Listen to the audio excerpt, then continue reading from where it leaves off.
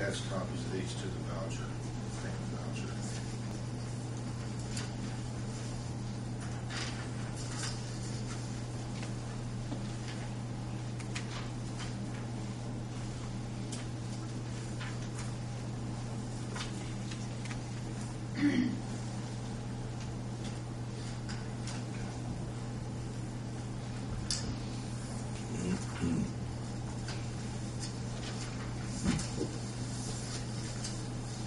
So we're still paying half We paid half of the lodging.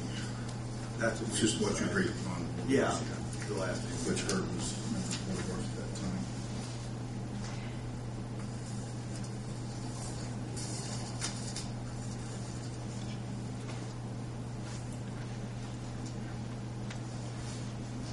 And so,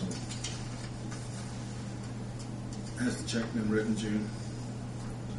So it has. Are you going to sign it? I'll sign a check. No, I mean the voucher. I haven't signed the voucher yet. Or do you plan on signing it? I had put on there that I was not signing it because I thought that it should come before the Board of Works for approval beforehand. Or that your job requirements wouldn't be for an IC code if it meets the requirements of IC code that you'd have to sign that? But I would sign the check. The check is signed. But you don't have to sign every voucher ever. I don't really have to sign that voucher if I refuse it. But as long as the board signs it and says they want to pay that debt. But in your opinion, it's still not according to Indiana code, so you refuse to sign it? I did refuse to sign it, yes.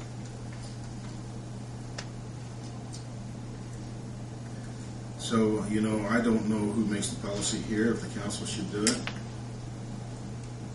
If it should be out of our handbook and be policy from that format, or should it be rules and regulations made by the Board of Works on who goes where, on whose authority or permission, according to the amount that the trip would cost?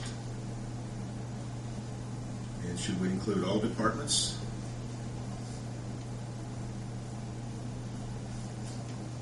I think if it's going to international conferences. It's national, not international. I do think it should come before the Board of Works. It says international. I know it does, that's incorrect. Okay, so it's supposed to be national? Yes. Okay.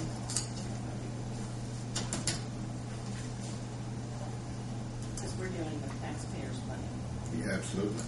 And And I think it should come before the Board of Works.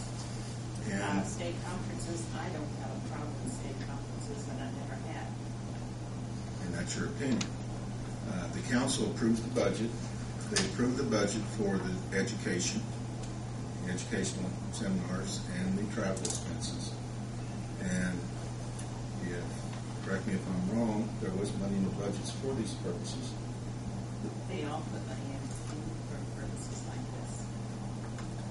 And, you know, I believe that they're probably important seminars. We have a report here.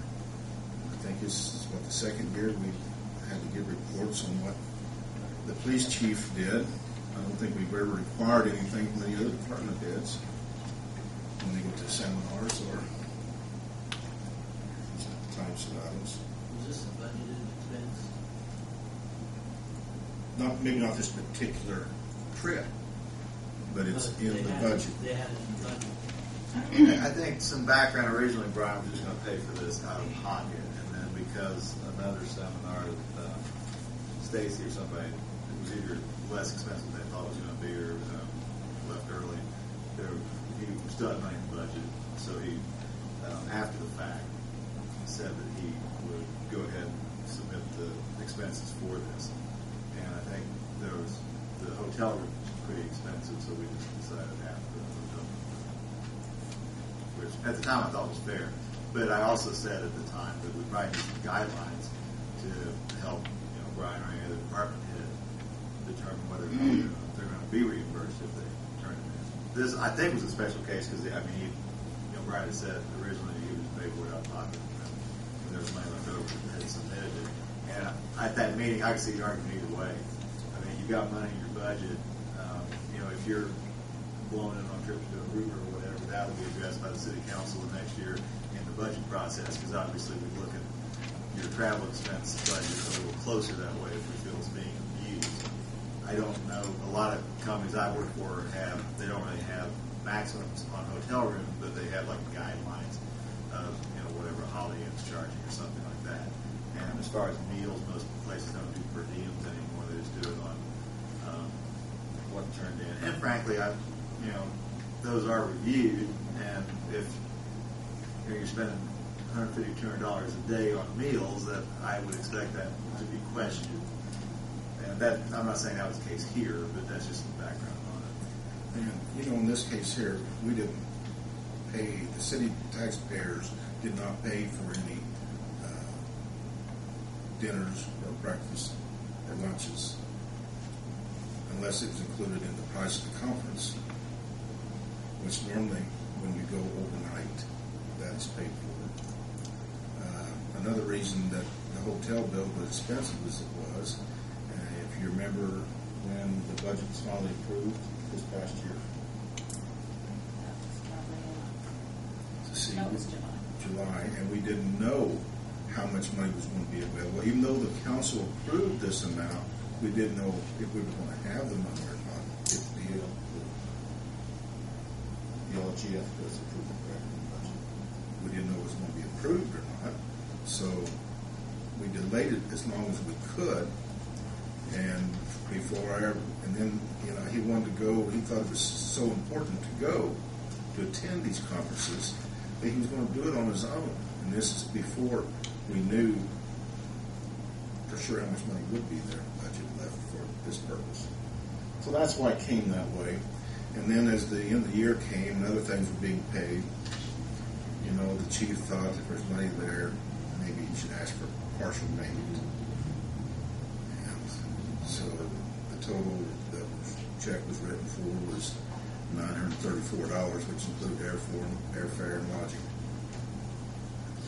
With the cost, I think the conference was, Chief, correct me if I'm wrong, how much? 250, I thought. I believe so. Or real close to that. $4,600, is that correct? For the conference? Yeah. I don't believe it was I'd 4,600. have to pull back. Well, we can pull the claim and state it next month at the meeting. I thought it was 250 or 275. But, I don't think this was the time and place to do it. I don't have anything, we shouldn't hide anything, and I don't have anything to hide. But I thought there was a better time and place for specialized budget meetings or setting the policies. But it's, One thing that caught my eye about his conference is he had 5 days of classes, which is normally a conference. I mean, that's normally what they do. So as far as I'm concerned, if he's getting something out of it and he enjoys it and it actually helps him do the job, I'm all more. $900 is not very much to pay to go abroad and actually go to a conference and learn quite a bit. but this ain't broad, this is This the is entire not I know, but I mean, to go somewhere. out of state. Out of Out of state. state. I mean, but he learns things from his other police chiefs, and learns what new things are going on in the industry and what they're doing and how they react to certain situations. That's what his classes are about too. I mean, if we all just keep here in Greensburg and don't learn anything outside of Greensburg, that's what we're going to have. Well, and that's why I asked if you had a report as to what he did get out of it. That's, some of the classes that you attended that you were bringing back to kind of update us on, which you will do, that as you did last year, you did at the next meeting, then let us know what are some of the highlights and things that you're going to maybe try to investigate here or whatever. From your classes, because this is just what classes you had and information on meals and so forth, but just what, because I know last year you mentioned one of the highlights was you met for the first time the police chief from Jasper, Indiana. That you had some conference with. So. Was he there again, Brian? Yes, sir. And Saturday, Sundays also had classes, correct?